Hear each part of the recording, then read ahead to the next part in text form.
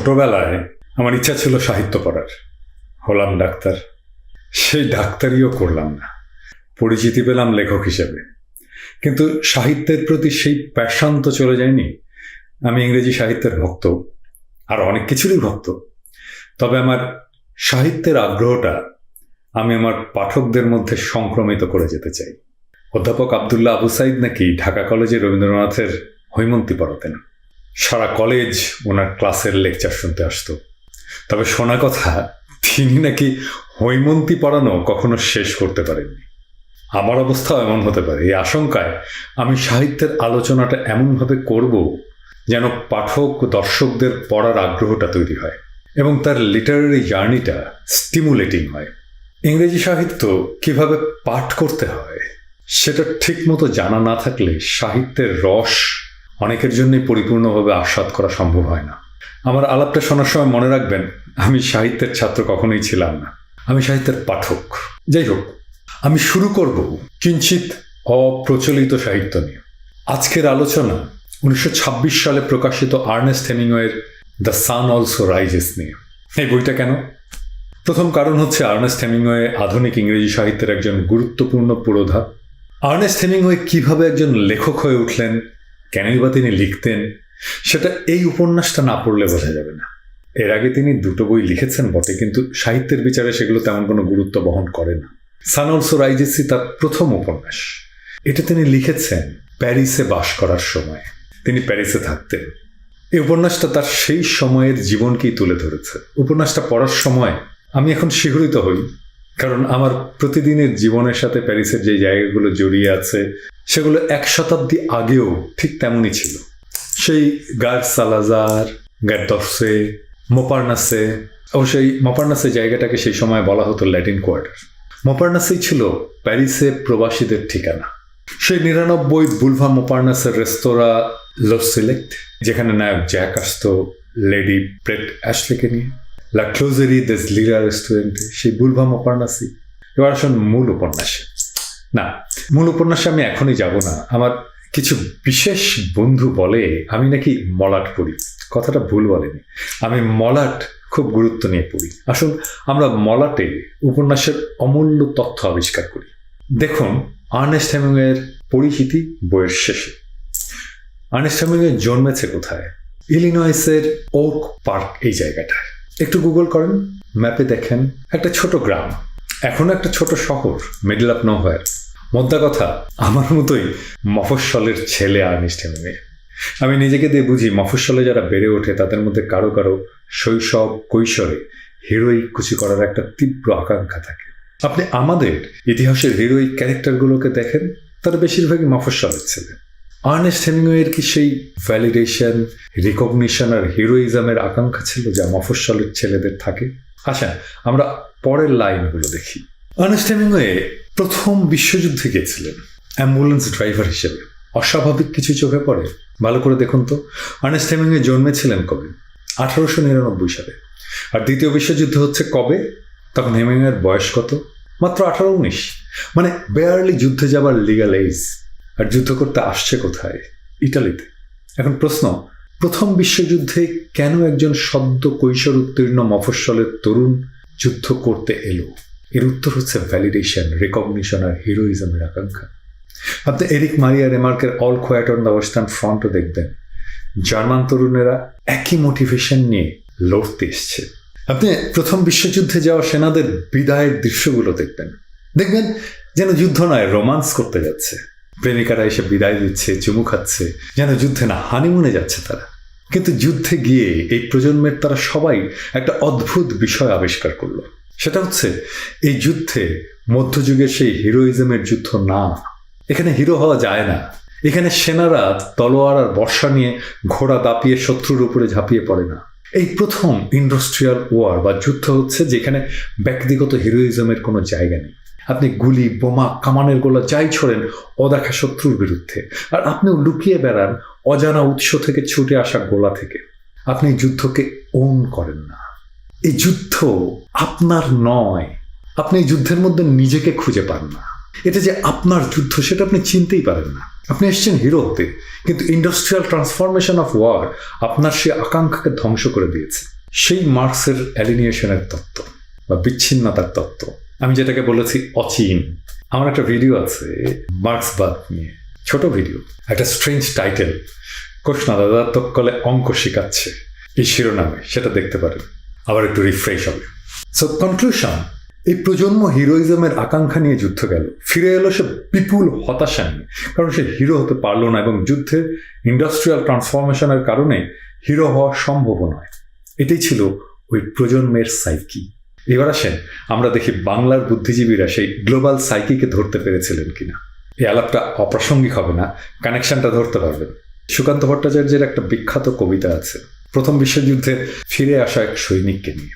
আমার বাবা খুব আবেগ নিয়ে আবৃত্তি করতো, আমিও আমার তারুণ্যে খুব আবেগ আর ভালোবাসা নিয়ে আবৃত্তি করতাম। কবিতার নাম প্রিয়তমাশু। কবিতাটা এমন, আমি কয়েক ছত্র করছি, আবৃত্তি করার চেষ্টা করছি।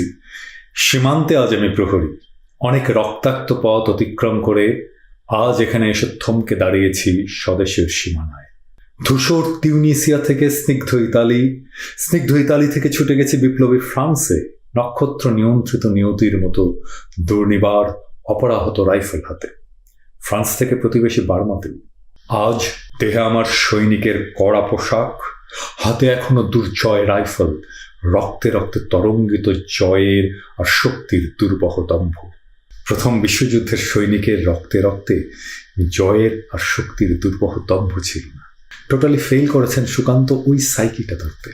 এখন কি ধরতে পারছেন কেন আর্নেস্ট হেমিংওয়ের উপন্যাসের নাম হয় ফেয়ারওয়েল টু আর্মস?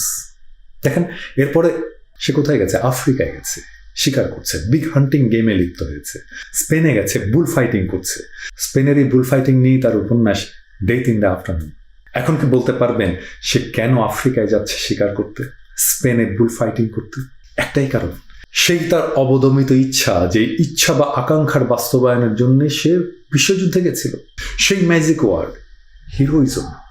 শুধু তাই না, সে বারে বারে ফিরে গেছে যুদ্ধের আবহে। সে স্প্যানিশ সিভিল ওয়ারে রিপোর্টিং করছে, সে ব্যাকগ্রাউন্ডে উপন্যাস লিখছে, for whom the bell tolls. The sun also rises সেই প্রথম বিশ্বযুদ্ধে যোগ দেওয়া প্রজন্মকে নিয়ে লেখা, যারা নিজেদের জীবনের স্যাক্রিফাইসের অর্থ খুঁজছে আর অধর স্বপ্নের জন্য হতাশার সাগরে ডুবে যাচ্ছে। আর্নেস্ট হেমিংওয়ে সহ সে প্রজন্মের অনেকেই তখন প্যারিসে এসে বসতকারী। এজরা পাউন্ড, জেমস জয়েস, এদের কেন্দ্র করেই গড়ে ওঠে বিখ্যাত বইয়ের দোকান প্যারিসের শেক্সপিয়ার অ্যান্ড কোম্পানি। এই বইয়ের দোকানে ঢুকতে হলে মাঝে মাঝে আপনাকে লাইন দিতে হয়। এই ভিডিও যেদিন রেকর্ড করছি সেদিন বন্ধুদের সাথে গেছিলাম শেক্সপিয়ার অ্যান্ড কোম্পানিতে। আমরা এক পরিচিতা আমেরিকান উপন্যাসিকের বুক সাইনিং ছিল সেদিন। উপচে পড়া ভিড় দেখুন। সেই সময় আর্নেস্ট হেমিংওয়ের আরেকজন আগের প্রজন্মের আমেরিকান লেখিকা ছিলেন, ওনার নাম ছিল গুডটুড স্ট্রেইন। জেমস জয়েস আর্নেস্ট হেমিংওয়ের সাথে আড্ডা দিতেন। তিনি এক আড্ডায় বলেছিলেন যে আর্নেস্ট হেমিংওয়ে যে প্রজন্ম, সে প্রজন্ম হচ্ছে লস্ট জেনারেশন। এরপরে লিটারারি জানরায় এই লস্ট জেনারেশন শব্দটা বিখ্যাত হয়ে ওঠে। এই কথাটাই হেমিংওয়ে বইয়ের এপিগ্রাফে লিখেছেন। তারপরে তিনি একটা প্যারাগ্রাফ লিখেছেন সেই স্টেইনের কথার জবাবে। এই সান অলসো রাইজেস নামটা আসলে একটা বাইবেলের কোটেশন। আচ্ছা, এবার আসুন মূল লেখায় ঝাঁপ দিই। এটা লেখা হয়েছে জেকের বয়ানে। তার মানে জেক ন্যারেট করছে এই উপন্যাসটা।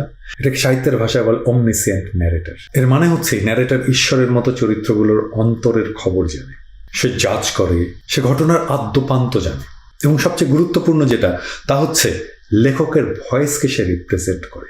তার মানে উপন্যাসটা যার বয়ানে বলা হচ্ছে সেটা আসলে আর্নেস্ট হেমিংওয়ের বয়ান। তিনি ন্যারেট করছেন। উপন্যাসে 5 ধরনের ন্যারেটর থাকে। আর গভীরে গেলাম না, আমি নিজেই খেয়ে হারিয়ে ফেলবো তাহলে। যাই হোক, মূল উপন্যাসে আসি। রবার্ট একজন মিডলওয়েট বক্সার। সে একজন ইহুদি এবং সে বক্সিং শিখেছে এই জন্যে নয় যে সে বক্সিং খুব ভালোবাসে।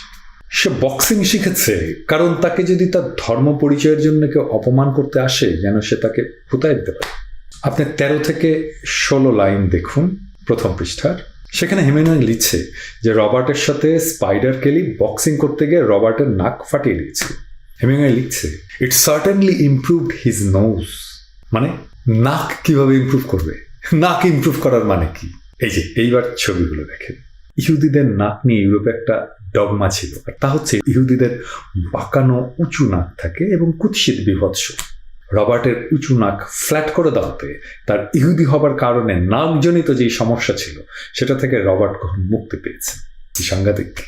মানে ইউরোপে যে হলোকাস্ট হতে পেরেছে তার গ্রাউন্ড তৈরি করেছে এই ধরনের ডগমাগুলি, আর হেমিংওয়ে সেটা থেকে মুক্ত নয়।